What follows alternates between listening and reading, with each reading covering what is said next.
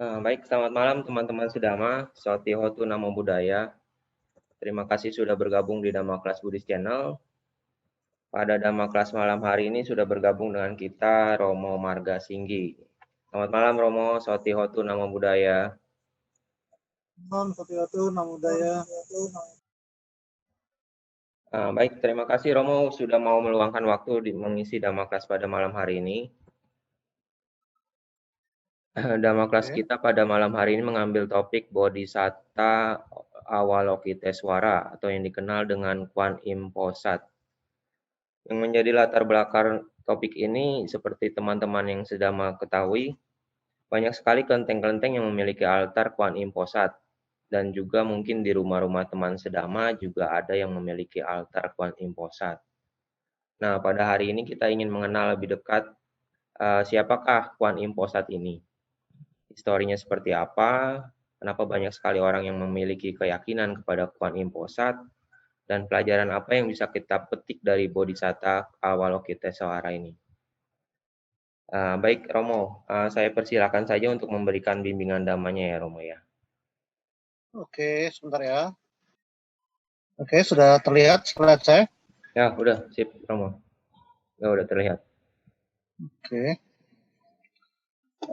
Baiklah Bapak Ibu dan teman-teman sekalian, selamat malam, Sotihotu Namo Buddhaya. Namo Buddhaya. Selamat bertemu dan salam kenal buat teman-teman yang baru pertama kali bertemu dengan saya. Saya Marga Singgi. Tahun ini usia saya Sio Kerbau 60 tahun. Jadi udah tua juga. Udah jadi akong, udah jadi engkong. Ya, kalau di rumah dipanggil engkong. Kenapa? Saya nggak, dulu anak saya nanya, papa mau dipanggil apa? Opa apa? Enggak lah opa, masa opa? Emang gue orang mana dipanggil opa?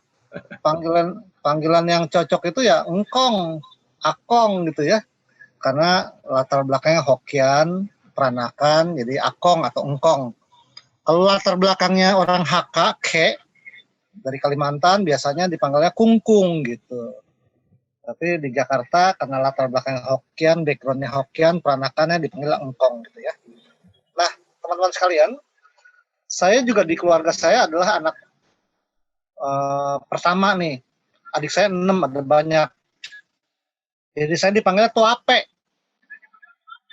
Itu kalau oleh adik-adik yang anak keponakan yang dari adik laki-laki. Kalau keponakan dari adik perempuan dipanggil Tuaku. Memang begitu panggilannya. Dan itu lebih baik, masa dipanggil Pak D atau Bu atau apa Pak Le, kan nggak cocok ya. Dipanggil tulang kan bukan orang Batak. Kalau dipanggil Om, Tante, ya jujur semua orang yang tidak kenal juga dipanggil Om dan Tante. Jadi nggak ketahuan kalau dipanggil Om dan Tante itu apa hubungannya, nggak ada hubungannya. Jadi dipanggil akong, engkong, tuape, aku, tuaku. Jadi orang bisa tahu, oh dia saudaranya dari mana, familinya dari mana gitu ya. Nah itu kenapa saya sampaikan itu, karena ini konteks dalam rangka merawat etika, menjaga budaya, dan kita menghormati leluhur. Teman-teman sekalian, pada hari ini topiknya adalah Kuan Im Posat. Kalau dialek Kuan Im Posat itu adalah dialek dari bahasa Hokkien. Kuan Im Posat itu bahasa Hokkien. Kalau bahasa Mandarinnya Kuan Yin Pusa atau Kuan Se Yin Pusa, itu dialek Mandarinnya. Ya. Kuan Se Yin Pusa atau Kuan Yin Pusa itu dialek Mandarin. Kalau dialek Hokkiennya Kuan Im Posat. Kalau dalam bahasa Sanskertanya Avalokitesvara Bodhisattva. Acap kali suka ditambahin Mohosat. Mohosat itu artinya ya Mahasatwa. Sebenarnya penamaan Kuan Im Posat atau Kuan Se Yin Pusa atau Avalokitesvara ini berasal dari Sutra Pitaka. Sutra Pitaka. Kalau Sutra Pitaka berarti Ini kan asalnya ya dari agama Buddha dong, ya, Sutra Pitaka. Sutra Pitaka itu bahasa Sanskerta, teks Sanskerta. Kalau bahasa Palinya Sutta Pitaka, ya, Tipitaka atau Sutta Pitaka, tidak pakai R, tapi kalau Sanskerta pakai R, Sutra Pitaka. Kalau orang baca sutra itu disebutnya, bahasa Mandarinnya disebutnya Nianqing, itu baca sutra kalau bahasa Mandarin. Tapi kalau bahasa Hokkien disebutnya Liam Keng. Kalau orang Kalimantan, bahasa Hakka, bahasa Ke, disebutnya Nyamkin. Jadi sama aja, itu mah dialek aja. Bahasa Hokkien Liam Keng, bahasa Ke Nyamkin, bahasa Mandarin Nianqing, bahasa Indonesia baca sutra. Baca sutra gitu ya. Jadi kalau orang bilang, gue mau baca Liam Keng dulu nih, wah itu mah bukan agama Buddha, itu mah tradisi. Palelo, itu agama Buddha lagi. Kalau nggak ngerti jangan asal protes. Liam Keng bahasa Hokkien, bahasa Mandarinnya Nianqing. Ya, kita suka sering dengar tuh orang mau Liam Keng gitu ya, Nianqing, yaitu baca sutra. Avalokitesvara ini sumbernya ya dari Sutra Pitaka. Agama Buddha yang tradisi Mahayana, termasuk di Candi Borobudur, Candi Mendut, itu Mahayana loh. Jadi anak-anak muda mesti tahu juga nih, Borobudur itu candi agama Buddha Mahayana, bukan Theravada. Candi Mendut juga itu agama Buddha Mahayana, bukan Theravada. Maksudnya bentuk apa namanya ininya ya, yang ada di situ. Nah, kita taunya dari mana kalau Candi Mendut dan Candi Borobudur itu Mahayana? Gampang. Di Candi Borobudur itu rupang-rupangnya ya bukan cuma Buddha Gautama saja. Di Candi Borobudur itu ada rupang-rupang Buddha, bukan hanya Buddha Gautama saja, tapi banyak macam Buddha. Ada di situ ada Pancadhyani Buddha. Pancadhyani Buddha itu ada Buddha, selain Buddha dia punya sikap meditasinya, ya ada mudranya udah bisa kelihatan tuh Buddha apa. Ada Buddha Aksobhya, Buddha Ratna Sambawa, ya ada Baik Saja Guru, ada macam-macam. Juga Bodhisattva. Di situ ada cerita tentang bodhisattva. Nah, itu aja udah menandakan bahwa Candi Borobudur adalah Mahayana. Di Candi Mendut juga sama. Candi Mendut, kalau kita pergi ke Candi Mendut, itu begitu masuk ke pintu candi yang di dalamnya, itu di tengah-tengah ada rupang Buddha Gautama. Tapi di sebelah kanannya adalah Vajrapani, Bodhisattva Vajrapani. Sebelah kirinya Bodhisattva Avalokitesvara.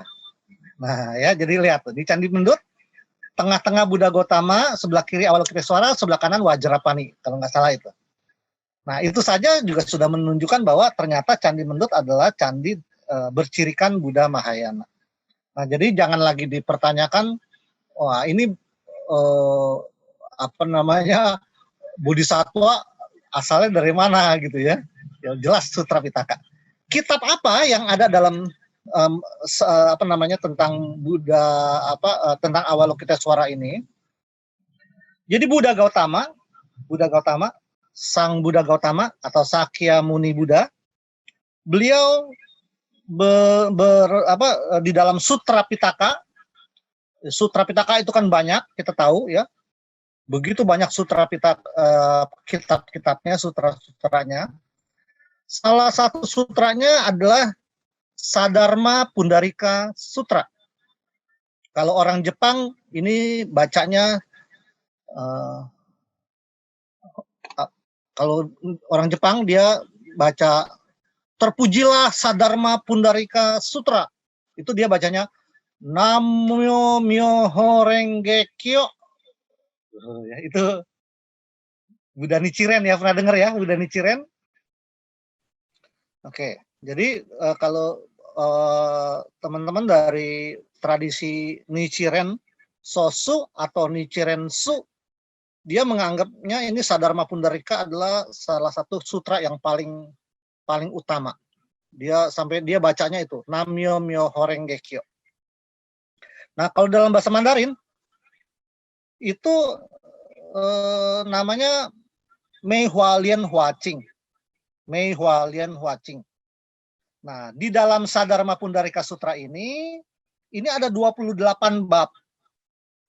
Bab ke-25 berisi tentang khotbah Sang Buddha tentang Avalokitesvara.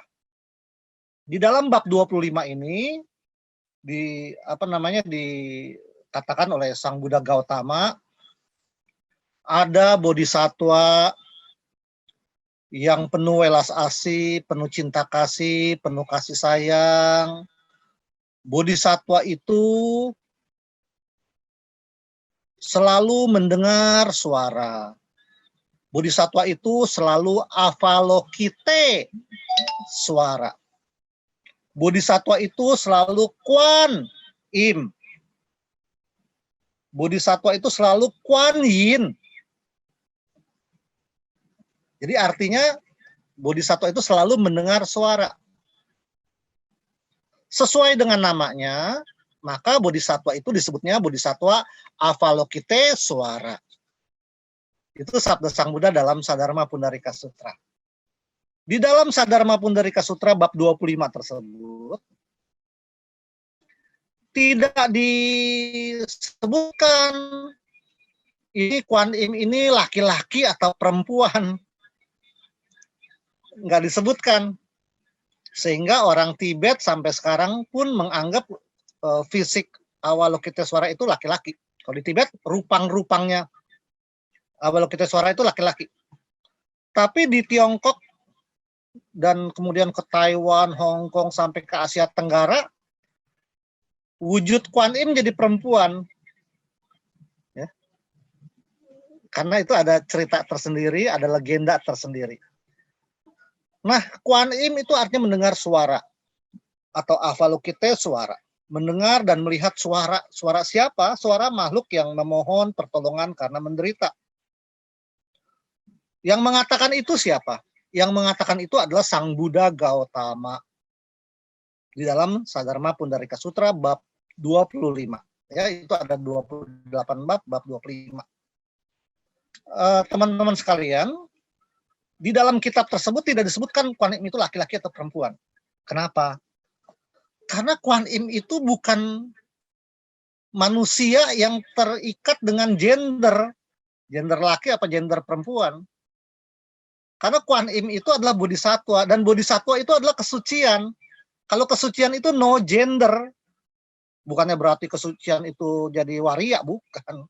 Ya kesucian itu no gender. Kalau no gender ya nggak ada sifat duniawi laki perempuan, nggak begitu.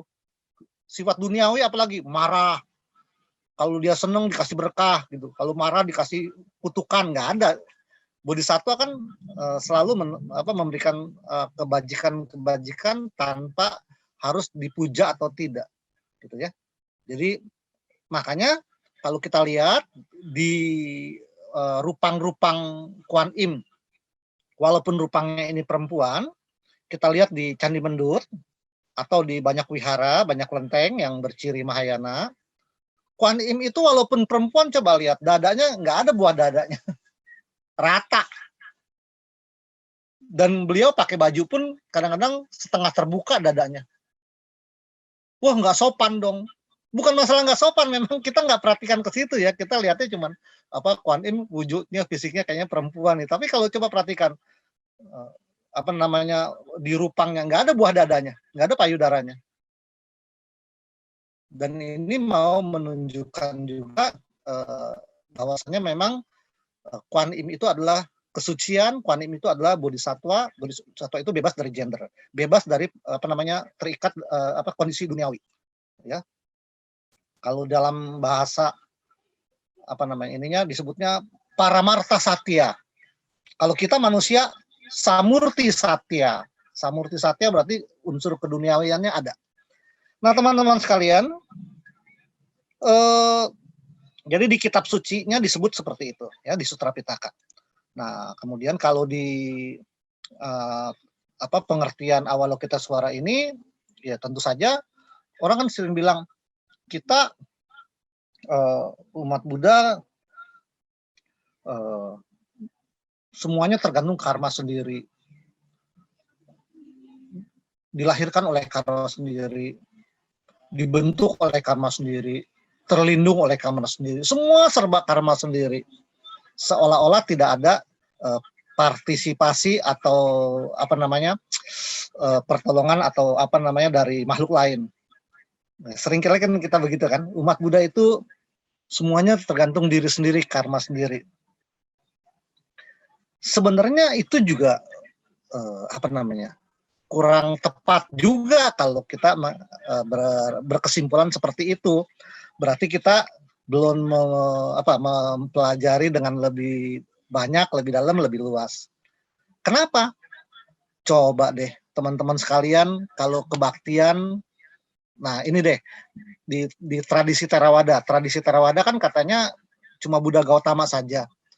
Tidak ada Buddha-Buddha yang lainnya, tidak ada bodhisattva-bodhisattva, ya kan? Kalau Theravada gitu kan? Buddha Gautama saja. Tidak percaya Buddha Amitabha, tidak percaya Buddha Baisa Guru, Buddha Aksobhya, Buddha Ratasambhava, Buddha macam-macam. Tidak ada, hanya Buddha Gautama saja. Bodhisattva juga nggak ada, hanya Buddha Gautama saja. Semua tergantung diri sendiri, karma sendiri, dilahirkan oleh diri sendiri, terlindung oleh karma sendiri. Itu yang selama ini kita pahami begitu. Tapi teman-teman sadar nggak? Ketika kebaktian kita baca Parita Etawata dan Akasata. Ketika baca Parita Etawata dan Akasata isinya apa? Kalau saya suka baca Parita Etawata dulu diajarinnya ya sama bante-bante dari Sri Lanka. Kalau bante dari Sri Lanka diajarinnya bacanya bernada. Kalau bante-bante yang sekarang terakhir nih dari Bangkok diajarinnya tanpa nada, datar gitu ya. Namo tassa bhagavato arahato sama sambuddhassa gitu kan, datar aja. Tapi kalau bante Sri Lanka ngajarinnya nggak gitu. Namo tassa bhagavato arahato sama sang buddhassa. Tase. Terus orang-orang dari Bangkok bilang, salah, nggak boleh tase, tasa. Salah menurut Bangkok, kalau menurut Sri Lanka benar. Jangan main salah-salahan deh. Terus juga sama. Budang sarenang gacami. Diayun kan? Damang sarenang gacami. Sanghang sarenang gacami. Diayun. Panatipata weramani sikapadang samadhyami. Diayun. Siapa yang ngajarin? Bante dari Sri Lanka. Karania Metta Sutta juga begitu. Karania mata kusalena yantang santang padang abisa mece. Gitu kan?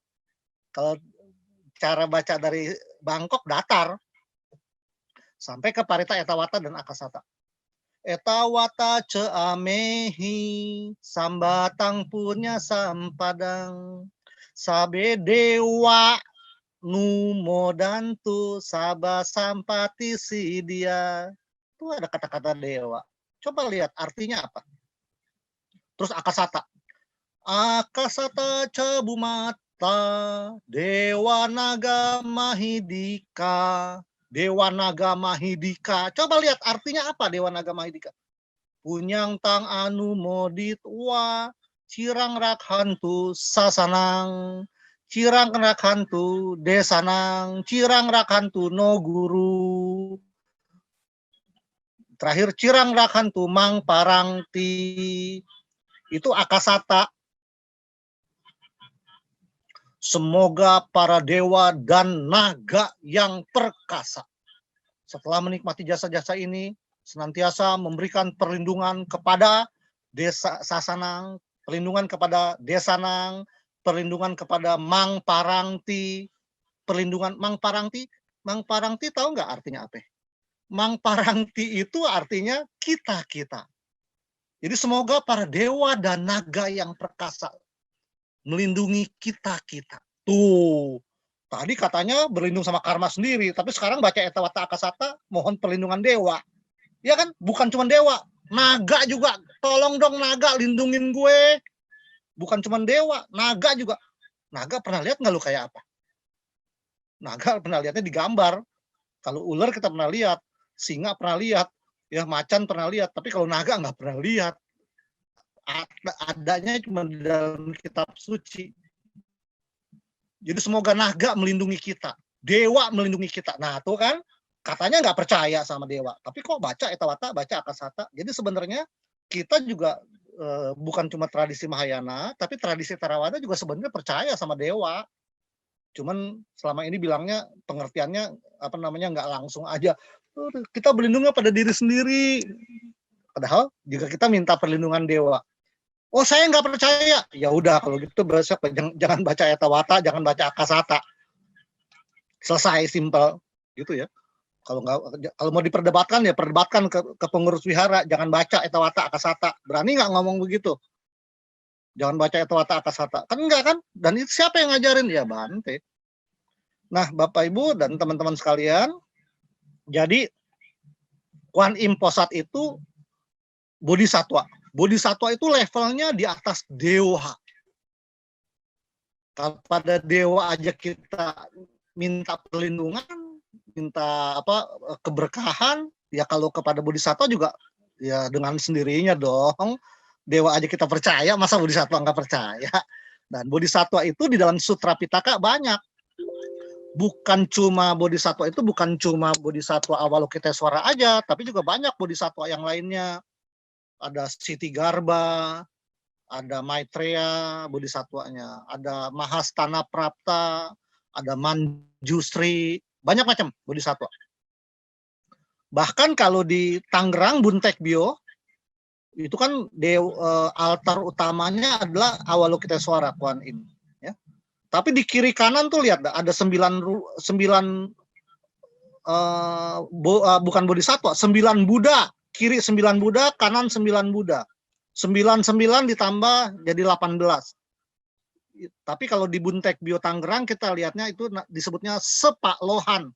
Sepak Lohan itu bahasa Mandarin, kalau bahasa Hokkiannya Capwe Lohan. Capwe Lohan artinya 18 arahat. Kalau arahat ya artinya udah jadi Buddha dong. Arahat kan Buddha. Tingkat kesucian pertama Sotapana, Sakadagami, Anagami, Arahat. Kalau Arahat kan udah jadi Buddha. Itu Sepak Lohan, Capwe Lohan, kiri 9, kanan 9. Jadi di Buntekbyo itu di Tangerang, tengah-tengah Kuan Im, tapi kiri kanan ada 18 Arahat, berarti ada 18 Buddha. Ya, itu kita juga dipuja juga. Nah, teman-teman sekalian, perayaan Kuan Im Posat ini kalau Buddha Day kan Waisak. Lahir, mencapai kesempurnaan dan wafat gitu ya, parinirwana. Di Kuan Im juga begitu, ada lahir, ada mencapai kesempurnaan, ada wafat ceritanya ya. Lahirnya kapan? Jigwe Capkau, bulan 2 tanggal 19. Kemudian mencapai kesempurnaan Lakgue Capkau, bulan 6 tanggal 19. Kemudian wafat Kaugue Capkau, bulan 9 tanggal 19. Kalau sekarang hari ini nih bulan 8 tanggal 24 kalau nggak salah. Kalau sekarang nih hari ini ya 10 Oktober ini adalah tanggal 24 bulan 8. Jadi besok kalau udah Ceit, nah kemudian itu udah masuk bulan 9. Bulan 9 berarti sebentar lagi Kuan Im Sejid. Jadi Sejidnya ada 3 kali nih. Ya. Nah, siapa yang menentukan ini? Ya ini hari lahir ini memang terpengaruh dengan apa namanya legenda cerita Miaosan di Tiongkok. Jadi di Tiongkok itu ada legenda Putri Miaosan. Saya tidak cerita panjang lebar tentang Putri Miaosan. Putri Miaosan ini anak Raja Miao Chuang, ya. Itu kira-kira zaman dinasti Zhou itu sekitar 300 tahun sebelum Masehi deh. Kemudian Putri Miaosan ini dianggap sebagai penjelmaan dari Kuan Im. Makanya wujudnya jadi perempuan di Tiongkok. Lalu orang Tionghoa mengembara kemana-mana, berdiaspora, membawa juga pengaruh ini, ya. Tapi bukan cuma di Tiongkok saja, tapi kemana agama Buddha itu berkembang ke selatan terus sampai ke Asia Tenggara, jadi wujudnya jadi perempuan, terpengaruh dari cerita Putri Miaosan. Tapi orang Tibet enggak, orang Tibet Buddha Kuan Im-nya rupanya cowok. Nah, jadi yang menentukan cerita ini ada, ada 3 tanggal ini adalah legenda. Kalau legenda itu bukan sejarah. Legenda itu kan apa? Cerita rakyat. Begitu ditengok ke sejarahnya di sejarah di Tiongkok, ada nggak ini Raja Miao Chuang, Putri Miaosan? Ya ada, cuma legenda. Apakah itu raja pernah memerintah atau enggak? Yang namanya juga legenda. Tapi akhirnya legenda ini menjadi jadi kepercayaan yang dipercaya sungguh-sungguh terjadi, padahal enggak. Namanya legenda kan. Nah, kemudian Kuan Im Posat akhirnya jadi dipuja di mana-mana, ke berbagai negara. Nah, dengan wujud seperti yang kita lihat sekarang. Dan wujudnya macam-macam. Ada disebutnya juga 1000 rupa deh, 1000 rupa. Kita bisa lihat Kuan Im Posat itu dengan berbagai macam wujud, ya. Wujudnya itu macam-macam dan sering juga dijuluki ini Chien So Kuan Im. Chien So Kuan Im. Tangannya ada 1000 tangan, ya. Kalau kita hitung rupangnya ini apakah ada 1000? Nggak ada. Itu kan istilah aja. Itu kan kata-kata, ya. Istilah Chien So Kuan Im. Kuan Im dengan tangan 1000. Kenapa Kuan Im dengan tangan 1000? Artinya Kuan Im ini, Bodhisattva ini bisa menolong semua makhluk di mana saja. Sampai termasuk ada juga Kuan Im yang berwujud sebagai raja neraka. Jadi kalau perayaan Ulambana, Cioko bulan 7 yang lalu, suka juga tuh ditempatkan rupang Kuan Im yang berwujud raja neraka. Ya, kenapa raja neraka? Ya kan Kuan Im juga menguasai neraka, ceritanya menolong makhluk-makhluk yang terlahir di alam rendah untuk menolong sana juga. Jadi rupa-rupa Kuan Im itu banyak macam.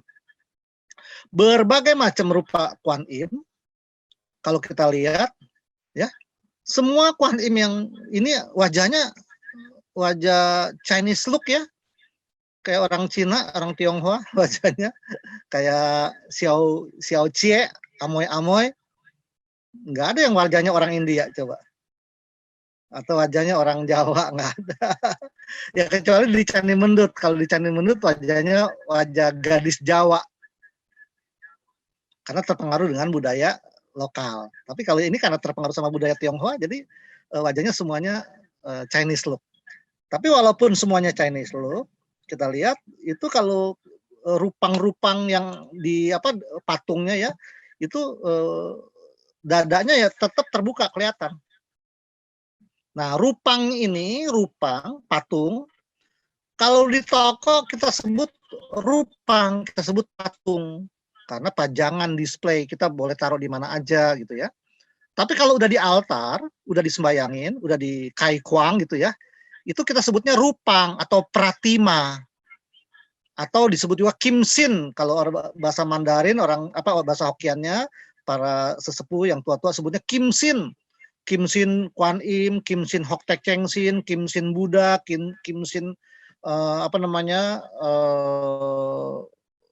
Tuti Pakung ya, Kim Sin. Kim Sin itu artinya jiwa emas. Karena itu udah di Kai Kuang, udah di Tiam gitu ya, udah dibacain parita, udah jadi altar gitu, udah menjadi objek penghormatan. Tapi kalau di toko itu disebutnya patung, ya lain, beda.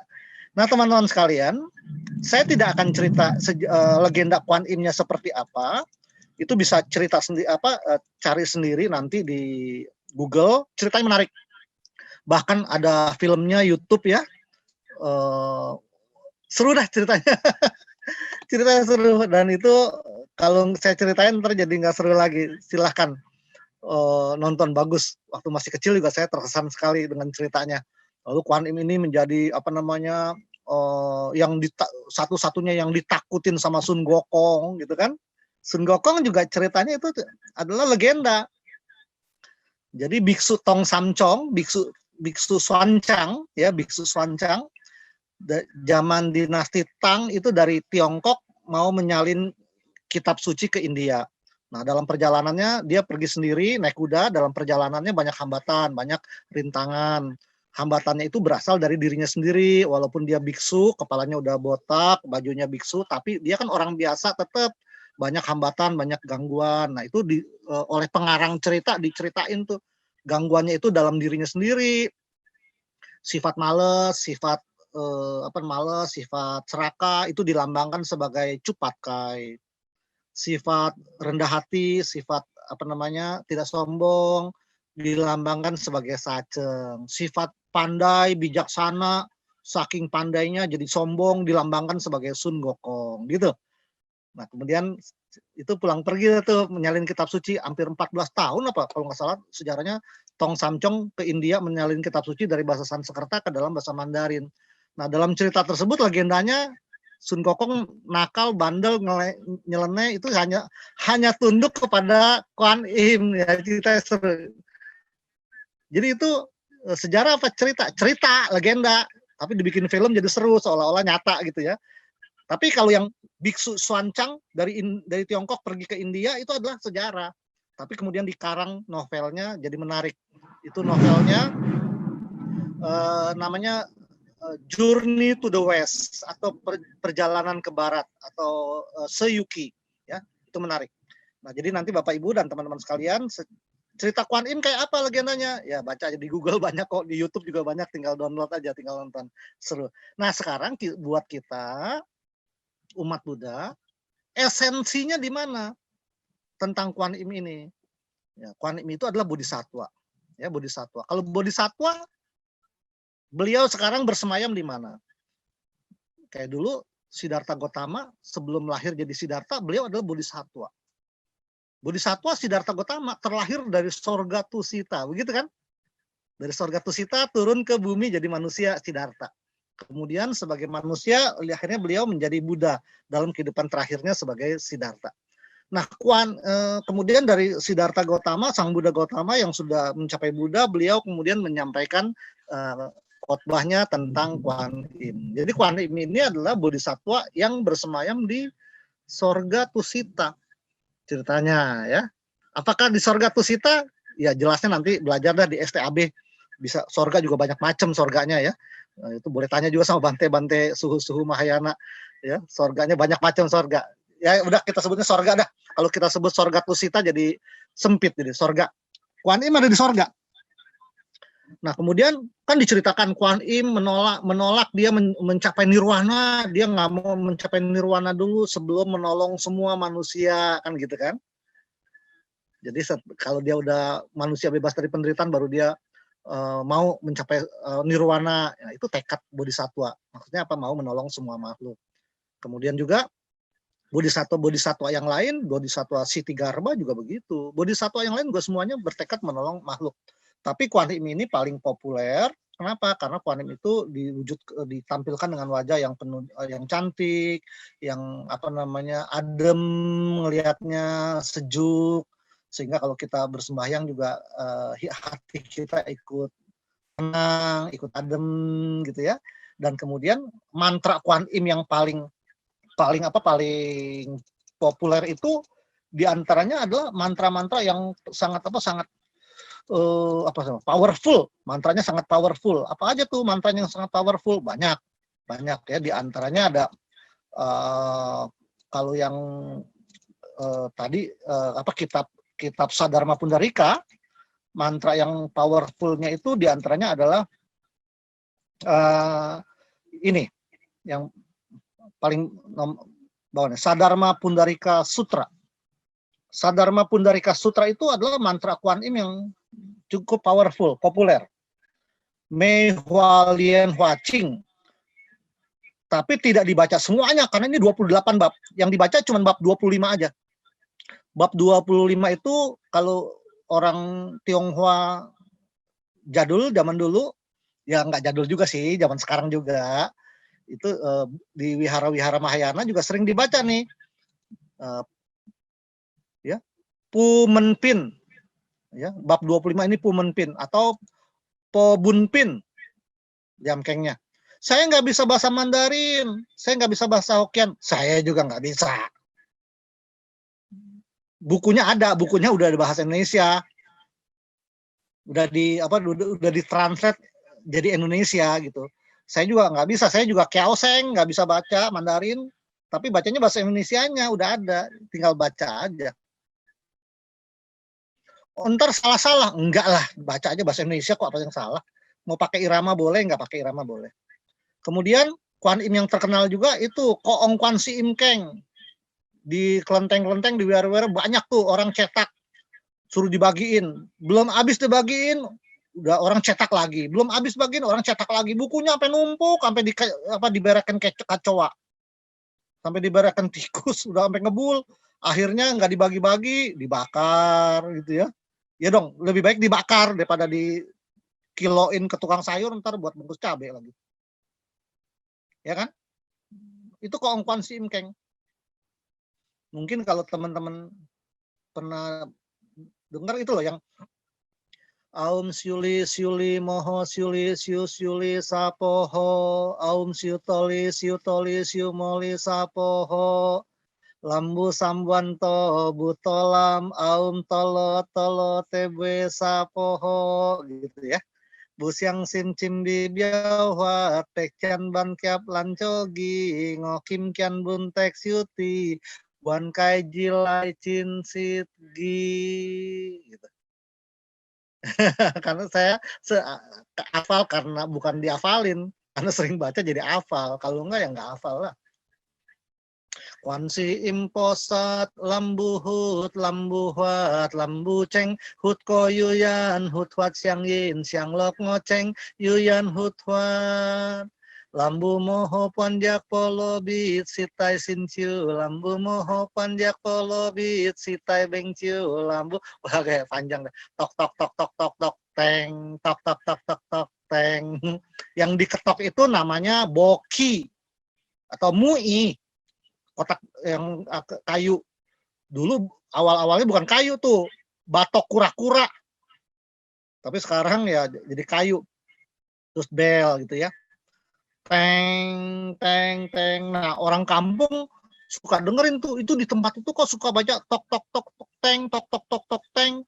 Akhirnya orang kampung bilang, itu tempat namanya kelenteng, kelenteng. Jadi kelenteng itu bukan bahasa Mandarin, bukan bahasa Hokkien. Kelenteng itu orang kampung nyebutnya kelenteng. Kalau di Tiongkok, di Hong Kong, di Taiwan, di Singapura, di Malaysia, nggak ada yang nyebut kelenteng. Di sana nyebutnya bio, atau miao, atau si, atau tang, Kuan Im Tang, atau Kuan Im Si, gitu. Cuman di Indonesia doang kan disebutnya kelenteng. Kenapa? Karena tadi orang suka baca, dengar, jadi begitu ya.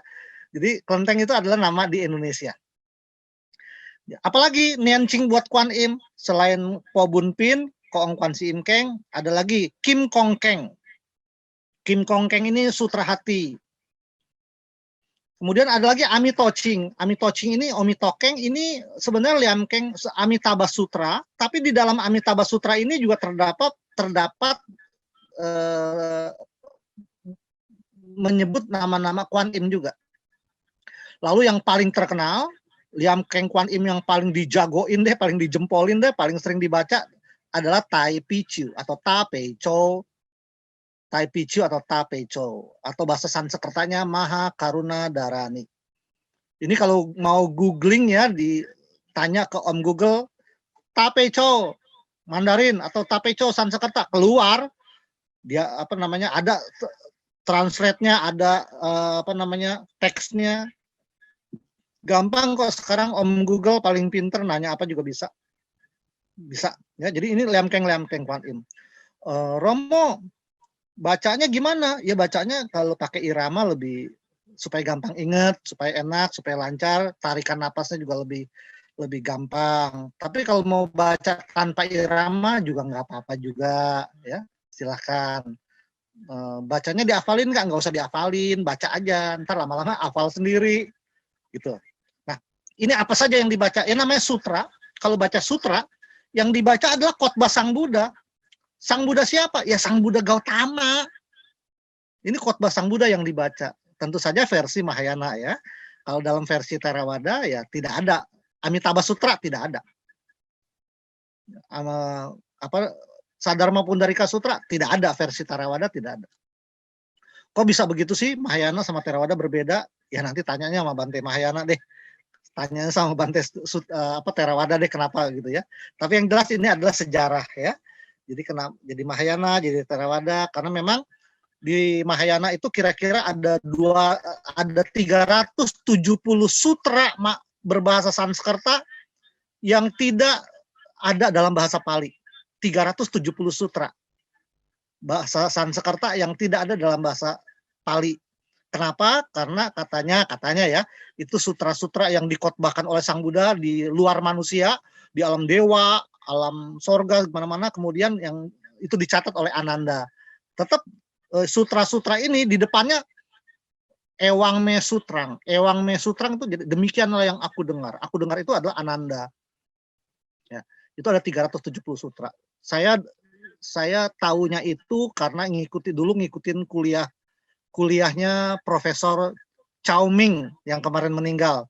Ya, Profesor Chow Ming kan beliau adalah dosen Mahayana tuh di Nalanda. Jadi beliau dulu pernah kasih kuliah, saya dengar tuh. Ada 370 sutra berbahasa Sanskerta yang tidak ada dalam bahasa Pali. Jadi kita udah nggak usah perdebatkan, nanti tanyanya sama Bante aja dah ya. Tapi inilah sutra-sutra Mahayana. Kalau kita baca dengan kesungguhan hati, kita baca dengan serius, tentu saja kalau bisa bacanya jangan pulang kerja belum mandi langsung baca, kalau bisa jangan dong. Kita ada penghormatan ketika lo mau baca sutra, ya pulang kerja, pulang dagang, tutup toko, mandi dulu ya, mandi, gosok gigi gitu ya. Sebelum makan atau sesudah makan gosok gigi dulu baru baca. Bacanya boleh di altar, kalau ada altar ya tentu di depan altar. Kalau tidak ada altar ya bacanya di tempat yang pantas lah, jangan di kamar mandi dong ya. Itu kita baca di tempat yang pantas, yang bagus. Kalau kan nggak semuanya rumah punya altar dong, tapi kalau punya altar ya di depan rumah boleh bagus, apa di depan altar boleh bagus. Nah, kalau baca ini harus ciacai dulu nggak? Kalau bisa ciacai bagus, kalau nggak bisa ciacai jangan maksa ya. Dan kenapa masa ciacai dipaksa? Ya enggak lah ya. Gue disuruh ciacai nih, gue sebel nih. Menjalankan ciacai tapi sebel, itu namanya ngaco tuh. Ya, jadi ini mantranya, jadi bagus kalau dibaca. Tapi kalau kemudian mau mantra yang singkat-singkat, kita misalnya dalam perjalanan di mobil, lalu hujan besar, gelap, di puncak lagi, turunan, waduh kita takut tanah longsor, kita takut ada pohon rubuh, kita gimana? Belum mandi, boleh nggak baca? Ya boleh, kan dalam sikon bahaya, sikon darurat. Kita lagi ada gempa, kita di dalam gedung, waduh gimana nih kalau kita turun juga takutnya nggak keburu, kita bisa rubuh nih gedungnya. Kita boleh nggak baca? Boleh, itu kan sikon darurat. Ya bacanya, kalau baca Mahakaruna Dharani panjang, baca Koong Kwan Sim Keng panjang, baca Kim Kong Keng panjang, baca Po Men Pin panjang, bacanya yang singkat-singkat aja. Yang singkat bacanya gimana? Ya Namo Kwan Im Posat Mohosat, Namo Kwan Im Posat Mohosat, Namo Kwan Im Posat Mohosat, Namo Kwan Im Posat Mohosat. Ya baca aja sebanyak-banyaknya. Atau kalau masih panjang juga, Namo Kwan Im, Namo Kwan Im, Namo Kwan Im, boleh juga. Gitu. Atau kalau mau agak ada waktu yang leluasa, bacanya pakai irama juga boleh. Kalau dalam Nianqing Mandarin kan, kalau pakai irama, Namo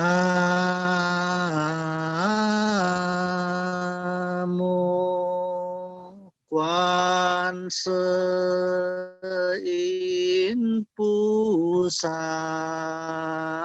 Namo Kwan Sein Pusai, Namo. Baca aja terus berulang-ulang. Saya pernah tuh dalam perjalanan dari di Bali ya, di Bali, di gunung, sore-sore masih terang, naik gunung, udah di tengah gunung, hujan lebat, angin bertiup kenceng, hujannya deras, jalannya sempit, airnya banyak, banjir, waduh, itu udah khawatir nih.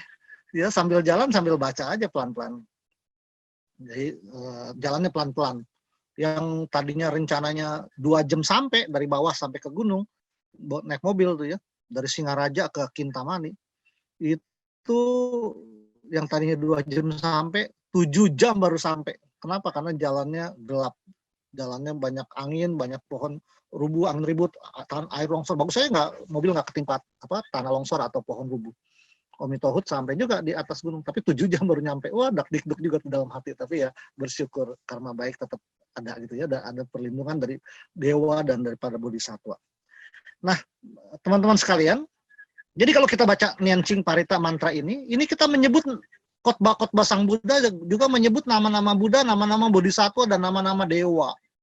Sehingga kalau kita menyebut nama Buddha, nama bodhisatwa, nama dewa, kita jadi bersahabat akrab dengan kebajikan.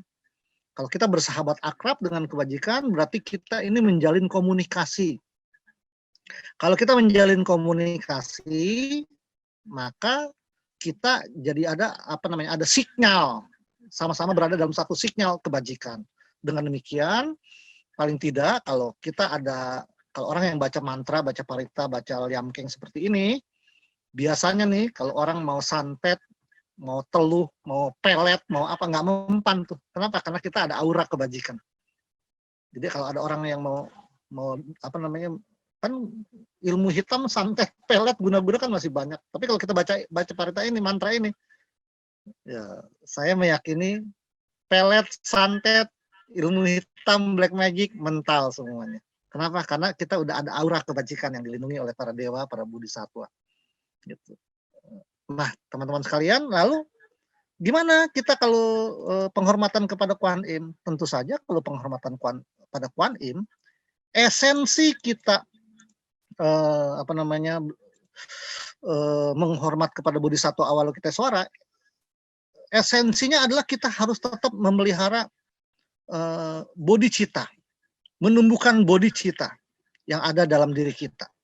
Bodhicitta teh naon? Bodhicitta adalah benih kebajikan. Benih kebajikan itu apa? Benih kebajikan adalah sifat murni, cikal bakal, akar yang ada dalam diri kita, dengan cara kita kembangkannya ya, jangan berbuat jahat, tambahkan kebaikan, bersihkan hati dan pikiran. Ini adalah cikal bakal untuk menumbuhkan bodhicitta. Ngomongnya gampang, tapi prakteknya susah. Ngomongnya gampang nih. Janganlah berbuat jahat, tambahkan kebaikan, bersihkan hati dan pikiran, inilah ajaran para suci. Ngomongnya gampang. Sabha papasa akaranang, kusalasa upasampada, sacita paryoda panang, etang budana sasanang. Tapi prakteknya yang susah. Nah, bagaimana prakteknya? Ya belajar pelan-pelan lah. Makanya sering meditasi, sering kebaktian, sering ikut kegiatan baksos, sering apa namanya pelayanan di wihara, di kelenteng. Kita pelayanan bukannya berarti kita melayani orang, enggak, ya bantu nyapu, bantu bersih altar, bantu kegiatan apa namanya beberes, bebenah, itu juga pelayanan. Enggak mesti harus kalau di wihara, di kelenteng harus jadi dharma duta, jadi pengurus, enggak mesti. Ini kita mengembangkan kebaikan. Nah dari situ baru pelan-pelan mungkin kalau sambil sejalan, sambil apa paralel ya kita melatih sila, nggak gampang ya melatih sila. Semuanya latihan sila ini adalah bertekad. Pak, saya udah bertekad menghindari pembunuhan tapi nggak bisa, gimana? Ya udah, besok tekad lagi. Ya kalau kita sila pertama, ya kalau kita sila pertama tidak membunuh manusia, oke lah, ya kita bisa latihan, tidak membunuh gajah, tidak membunuh macan, tidak membunuh kerbau. Tapi kadang-kadang kalau membunuh ayam masih, atau membunuh nyamuk masih, membunuhnya laler, membunuh kecoa, membunuh tikus masih. Jadi gimana tuh? Ya udah. Habis gimana? Kalau kan nyamuk nggak dibunuh, ntar gue kena malaria lagi, kena demam berdarah lagi. Emang lu pikir kalau nyamuk nggak dibunuh, oh ini mah umat Buddha cinta kasih, gue nggak mau gigit deh. Nggak juga, lu kalau nyamuk demam berdarah digigit mah digigit juga, lu besok malaria. Begitu malaria masuk rumah sakit, keluar dah 15 juta, 20 juta. Jadi gimana sama nyamuk? Ya kalau bisa tidak membunuh, ya tidak membunuh, tapi kalau tidak bisa ya udah tepak. Lu mau sakit malaria? Jadi beragama ya beragama, tapi juga bukannya berarti kita bersikap apa namanya tidak bisa menjaga diri. Sorry ya nyamuk ya, laler ya, gue nggak mau muntaber. Jadi kecoa, gue nggak mau kena penyakit. Jadi ya saya mempertahankan diri. Sorry berry, strawberry, tepok aja udah. Kan maksudnya kita bukan menganiaya, tapi kita mempertahankan diri. Romo, kalau bunuh nyamuk, kecoa, tikus ada karmanya nggak? Ya ada lah. Karmanya apa? Baik apa buruk? Ya buruk. Masa saya bilang karma baik ya karma buruk? Gede apa kecil? Relatif, tergantung niat lo. Kalau niat saya kan mempertahankan diri. Kalau mempertahankan diri ya udah. Karma kita kecil kali ya. Tapi karma kecil juga dikit-dikit lama-lama dikumpulin jadi banyak. Nah kalau banyak gimana? Ya maka dari itu banyak berbuat bajik juga supaya karma baiknya bisa mengimbangi karma jeleknya, kira-kira gitu ya.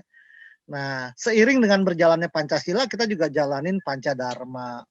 Ini Pancasila dan Pancadharma adalah apa namanya patokan yang paralel, sejalan. Nggak bisa Pancasila dulu baru Pancadharma, nggak bisa. Ya saya nggak bahas satu persatu karena waktunya terbatas. Nanti kalau teman-teman Bapak Ibu yang mau materinya bisa minta sama apa pengurus. Hal lain juga yang bisa sejalan dengan praktek Dharma sesuai dengan sifat-sifat Bodhisattva Avalokitesvara, kita ya mesti mempunyai rasa malu untuk berbuat jahat dan takut akan akibat perbuatan jahat. Kalau kita mempunyai rasa malu untuk berbuat jahat dan rasa takut akan akibat perbuatan jahat, mudah-mudahan bodhicitta dalam diri kita terus berkembang dan akhirnya kita bisa tetap mendapatkan perlindungan, pengawalan, ya, pendekatan dan sejalan dengan apa yang dikatakan Bodhisattva akan melindungi kita. Hidup manusia kan banyak ya masalahnya. Hidup manusia banyak masalahnya. Saya bilang manusia nggak ada masalah, manusia banyak masalahnya. Dari masalah tersebut kalau kita bisa atasi dengan kebajikan, mudah-mudahan semuanya bisa lewat. Ya. Jadi praktek ajaran Avalokitesvara, ajaran kebajikan ini adalah ya kita welas asih, latihan vegetarian, baca mantra liamkeng, fangsen juga termasuk latihan. Kemudian meditasi, ya. Ini latihan-latihan yang bisa membawa kita kepada kebajikan. Demikian Bapak Ibu dan teman-teman sekalian. Oh, secara ini ya, ini Nih legenda, saya tambahin sedikit. Legenda Putri Miaosan. Legenda Putri Miaosan ini, Putri Miaosan adalah nomor 3 nih. Cicinya Putri Miaosan namanya Miao Su. Itu udah ada cici nomor 2-nya Miao Yin. Nah, dalam legenda tersebut Miao Su cici yang nomor 1 itu mendapatkan apa namanya? Diangkat sebagai Manjusri Bodhisattva. Kalau Miao Yin menjadi Samantabhadra Bodhisattva. Miao San menjadi Avalokiteswara Bodhisattva gitu ya. Ini Manjusri Bodhisattva. Ini Samantabhadra Bodhisattva. Tapi itu kan legenda dari Tiongkok. Di kitab suci sendiri ya ada, ini di kitab suci ada, Samantabhadra Bodhisattva ada, Manjusri Bodhisattva ada. Nah di legenda juga ada dua pembantu Kuan Im nih, Giok Li sama Kim Tong ya, Giok Li sama Kim Tong. Ini legenda, ya. Wajahnya juga kan kayak, bukan kayak, wajahnya emang amoy-amoy sama akeo-akeo nih, orang Tionghoa, namanya juga legenda ya. Gitu. Jadi Kuan Im itu juga, jadi akhirnya Kuan Im ini juga diyakini sebagai dewi yang penuh cinta kasih welas asih untuk menolong anak kecil, pengobatan, ya, keberkahan, penuh kasih sayang. Demikian Bapak Ibu dan teman-teman sekalian, Kamsia, terima kasih. Kalau ada yang kurang, saya mohon maaf. Selamat malam, Sotihotu, Namo Buddhaya. Namo Buddhaya, Romo. Terima kasih Romo atas ceramah damainya, Romo.